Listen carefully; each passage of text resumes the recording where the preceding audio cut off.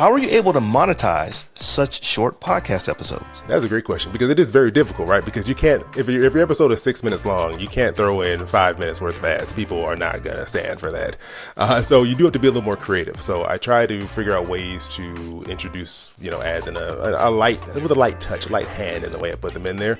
And it's really being, I guess, like a little more well-rounded in how I bring in revenue for the work I do. So I don't rely solely on the podcast, just because I do have limitations on how much ad revenue I can generate from it. So it's through all the other things I do, through writing, through video work, through partnerships with brands. I do a lot of video content for like banks and credit unions. Things like that are the way that I bring in revenue. So that way I don't have to rely solely on the podcast, because the whole reason why the podcast existed was because it was short form, to the point, we're getting to it. And I didn't want to sacrifice that style and what my original premise was, just to try to make it generate as much money as possible. So I was like, oh, well, I could just round it out and make money in other ways.